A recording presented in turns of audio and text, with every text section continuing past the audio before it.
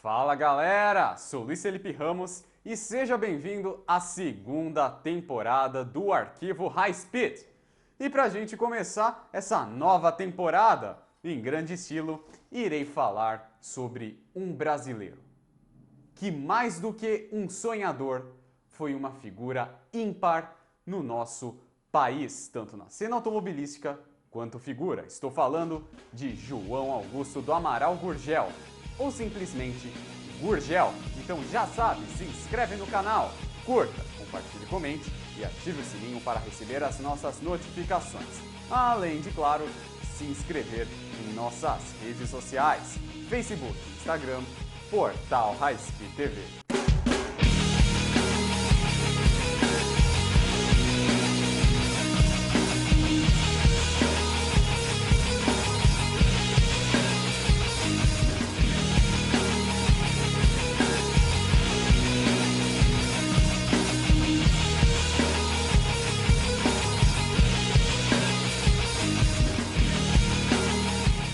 Gurgel.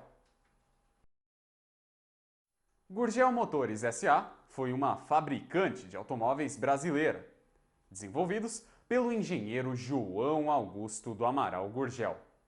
Com a proposta de produzir veículos 100% nacionais, o empresário montou em 1969, em São Paulo, capital, a fábrica de carros que levava o seu nome, tendo se mudado para a famosa fábrica de Rio Claro 6 anos depois. A montadora, por conta de dificuldades financeiras, faliu em 1997. Em seus 27 anos de existência, produziu aproximadamente 30 mil carros genuinamente brasileiros e, acima de tudo, revolucionários. História. A história da marca confunde-se com a de seu dono. Nascido em 26 de março de 1926, em São Paulo, capital, João Augusto do Amaral Gurgel desde sempre sonhou em fazer um carro 100% brasileiro. Em sua formatura da Escola Politécnica de São Paulo, apresentou um pequeno veículo de 2 cilindros, baseado Tião. Como o projeto pedido foi um guindaste, quase foi reprovado. Ouviu então de seu professor: carro não se fabrica, Gurgel, se compra. Tal oração de reprovação lhe serviu como uma motivação para que seguisse os seus sonhos. Tempos mais tarde, pós-graduou-se nos Estados Unidos e trabalhou na General Motors. Em 58, criou a Moplast Moldagem de Plásticos e começou a desenvolver projetos próprios, tornando-se assim fornecedor de luminosos para diversas empresas brasileiras. 6 anos mais tarde, se desligou da mesma e abriu a Macam Indústria e Comércio Limitada, revenda da Volkswagen, que também fabricava karts, minicarros infantis e um transportador industrial para a movimentação de cargas em fábricas e aeroportos, denominado Macar. Com base nesse último projeto, fundou assim a Gurgel Indústria e Comércio de Veículos Limitada, em 1º de setembro de 1969. Nasce um sonho. A marca surgiu em 1969, com o simpático bug Ipanema. O carro possuía chassis e motor trazidos do Fusca e fazia relativo sucesso. No entanto, o modelo era mais utilizado para terrenos hostis e isso foi crucial para definir os rumos da montadora. Foi então que 3 anos mais tarde surgia assim o Chavante, o primeiro carro da fábrica testado pelas Forças Armadas. Vindo depois, o Chavante XTC em 1974, um Jeep maior e mais quadrado, no mesmo ano de lançamento do Chavante X12. Este foi o principal produto durante toda a evolução e existência da fábrica. Esse Jeep seguia a tendência dos bugs de sua época e tinha como principais características um chassi feito de plasteel, patenteado pela Gurgel desde o início de sua aplicação, que era uma união de plástico e aço que aliava a alta resistência à torção e difícil deformação. Uma carroceria de plástico reforçada com fibra de vidro e o Select Traction, no qual o eixo funciona na mesma rotação do motor. O Chavante logo agradou o público por sair da concepção tradicional dos bugs e ao Exército Brasileiro, que fez grande encomenda. Lembrando que havia uma versão militar especialmente produzida para este fim, o que deu impulso à produção. O modelo X12 era uma versão civil do Jeep das Forças Armadas. É muito importante lembrar que o sucesso dos veículos e da marca se deu ao fato de não haver no mercado concorrência à altura, uma vez que em fins da década de 1970 o Brasil tinha restrição à importação de veículos automotores em função do embargo comercial. No mercado existiam o Toyota Bandeirante e o Jeep Willys, com mais de 20 anos de mercado e já defasados, ainda que fossem equipados com tração 4x4 e tivessem desempenho bastante superior ao Gurgel em uso fora da estrada. E apesar disso tudo, eram muito caros e apresentavam alto custo de manutenção e consumo. Em busca de maior espaço físico para a produção de seus veículos, a empresa comprou um terreno em Rio Claro no ano de 1973. 2 anos mais tarde, houve a inauguração da fábrica, com a produção começando simultaneamente. Pioneirismo.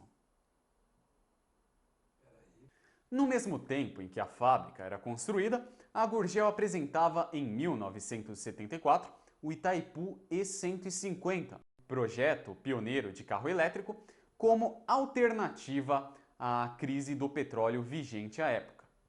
Esse modelo, apresentado anos antes de outros modelos revolucionários como o EV1 Chevrolet Bolt e Honda Insight, levava cerca de 12 horas para recarregar totalmente, graças a uma bateria que gerava 3,2 kW e 4,2 cavalos, além de ter velocidade máxima de 50 km por hora, com autonomia de 60 a 80 km. Infelizmente, o modelo não vingou em razão do alto custo de produção. Entre 77 e 78, a Gurgel foi a primeira exportadora na categoria veículos especiais e a segunda em produção e faturamento. Cerca de 25% da produção seguia para fora do Brasil. Eram fabricados 10 carros por dia, sendo o X12 o principal produto da linha de montagem. A unidade de negócios era o Gurgel Trade Center, numa importante avenida da capital paulista. Havia um escritório executivo e um grande salão de exposição, além de um centro técnico com apoio aos revendedores.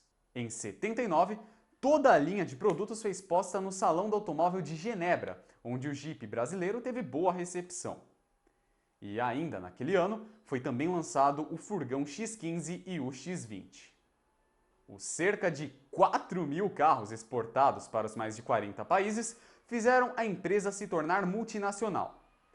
Mas João Gurgel adorava dizer que sua marca não era multinacional, e sim muito nacional, pois o capital era 100% brasileiro.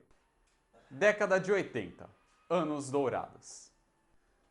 Em 1980, toda a linha Gurgel era composta de 10 modelos. Todos podiam ser fornecidos com motores a gasolina ou álcool, apesar de mais tarde o engenheiro Gurgel combater muito o combustível vegetal. Segundo ele, a terra era para plantar apenas alimento e não combustível. Em 84, a Gurgel lançava seu maior carro durante toda a sua história até então, o Jeep Carajás, que foi o primeiro com motor dianteiro.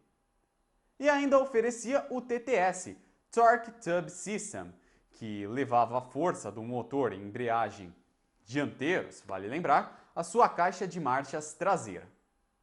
Entretanto, o TTS apresentava alguns pontos negativos, como a demora do acionamento da embreagem, devido à grande inércia do eixo, forçando o motorista a trocar as marchas com um intervalo de tempo muito maior entre o desengate e o engate, principalmente entre a segunda e terceira marcha. Ainda em 1984, a marca inovou e lançou o Chef, primeiro minicarro da marca, visando o já caótico trânsito das cidades brasileiras. O nome teve uma origem curiosa. Quando ainda era um protótipo, a filha de João, Maria Cristina, chegou em casa dirigindo o modelo. Quando perguntada de quem era o carro, ela simplesmente respondeu: "É do chefe", referindo-se ao seu pai. Apesar do sucesso, Gurgel não estava satisfeito. O seu maior sonho era um carro econômico, barato e 100% brasileiro para os centros urbanos. E em 7 de setembro de 87, não por acaso, data da independência do Brasil, foi apresentado o protótipo 280M, resultado do projeto SENA, abreviação de Carro Econômico Nacional. Um minicarro projetado para ser o mais barato do país. Os motores eram de 2 cilindros horizontais, opostos, de 650 ou 800 centímetros cúbicos e refrigerados a água, com potência de 26 ou 32 cavalos. Do protótipo se chegou ao BR-800, nomenclatura alterada devido à similaridade do nome Senna com o nome do piloto Ayrton Senna. O modelo fora lançado oficialmente em 1988. O objetivo de projetar um carro com um preço final de $3.000, valores da época, é claro, não se concretizou. Mas graças a um incentivo fiscal do governo brasileiro, que concedeu ao veículo o direito de pagar apenas 5% de IPI, enquanto os demais carros pagavam 25% ou mais, dependendo da cilindrada, é claro, o carro era vendido a um preço médio de $7.000, cerca de 30% mais barato do que os compactos das montadoras transnacionais no Brasil, tais como Fiat Uno e Chevrolet Chevette. De início, a única forma de compra era a aquisição de ações da Gurgel Motores SA, que teve a adesão de 8.000 pessoas. Sob a campanha "Se Henry Ford o convidasse para ser seu sócio, você não aceitaria?", foram vendidos 10.000 lotes de ações. Cada comprador pagou $7.000 pelo carro e cerca de $1.500 pelas ações, o que se constituiu um bom negócio para muitos. No final de 89, havia ágio de 100% pelas mais de 1.000 unidades já produzidas. Em 91, a Gurgel já tinha uma frota de cerca de 5.000 BR-800 para testes nas mãos de seus sócios. E esse volume representava até então a maior frota de testes do mundo. Década de 1990. A derrocada. A década de 1990 se mostrava promissora para a Gurgel, e para isso ela lançava o Moto Machine, um carro simples, literalmente transparente e desmontável. Inicialmente, apenas os acionistas podiam comprá-lo. E nesse mesmo ano, o BR-800 passaria a ser vendido sem o pacote compulsório das ações da empresa. Dessa forma, qualquer um poderia comprar o veículo. Em 1989, Fernando Collor de Mello fora eleito presidente do Brasil. E em 90, seu primeiro ano de mandato, tomou medidas econômicas que prejudicaram severamente a Gurgel. A primeira delas foi isentar todos os carros com motor menor que 1.000 cilindradas do IPI, o que levou as grandes montadoras estrangeiras instaladas no país a lançar, quase que instantaneamente, carros com preços menores que os do BR-800 e mais bem equipados.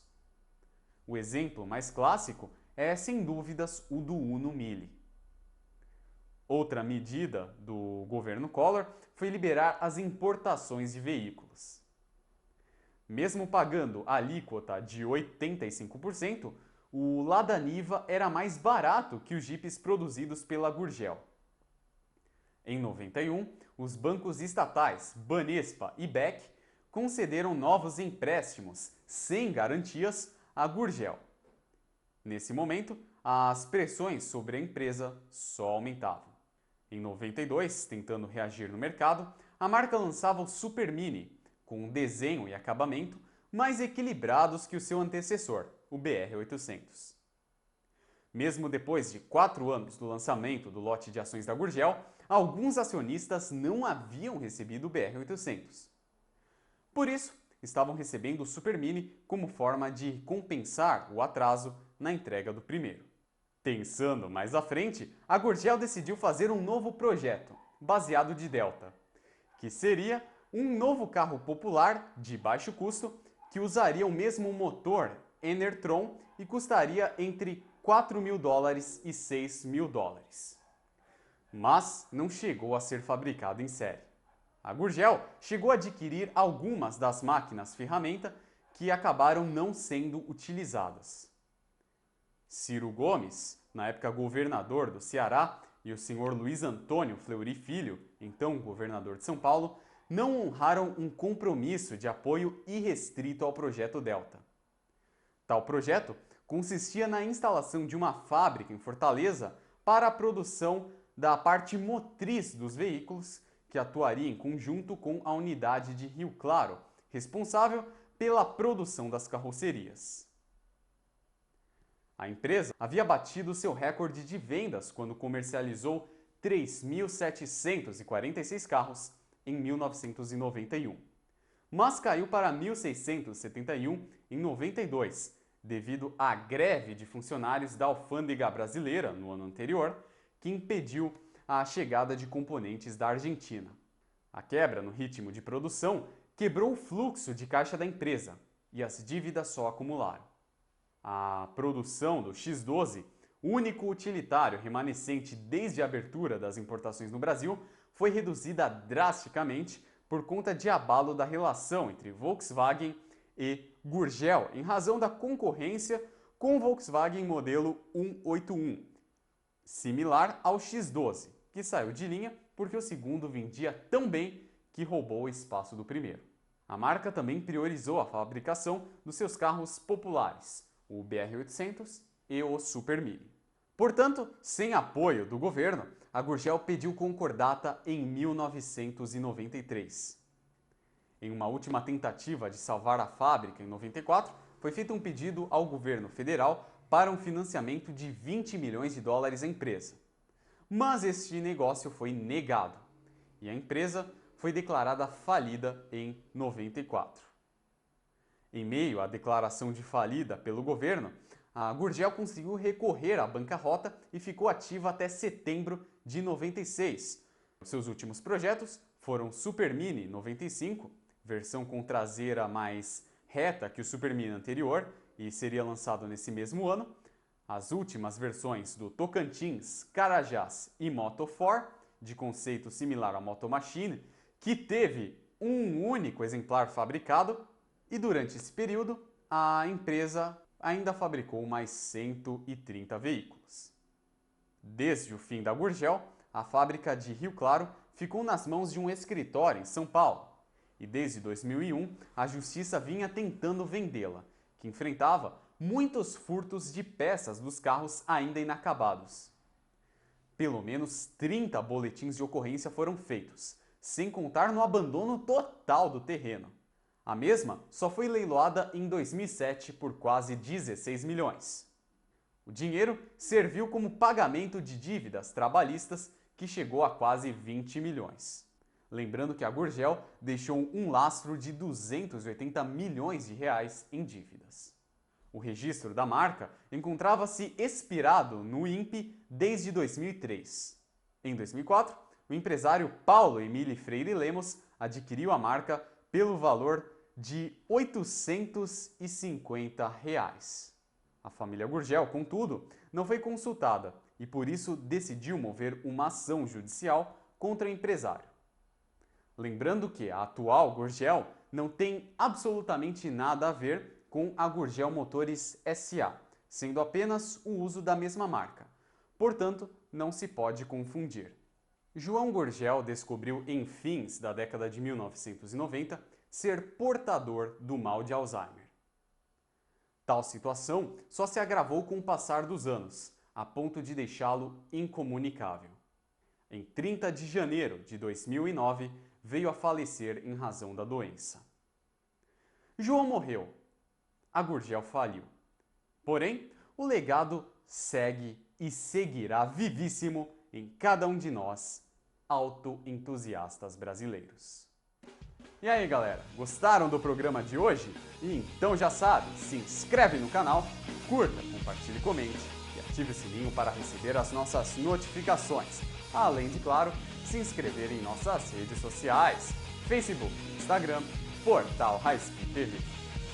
Tchau e até a próxima.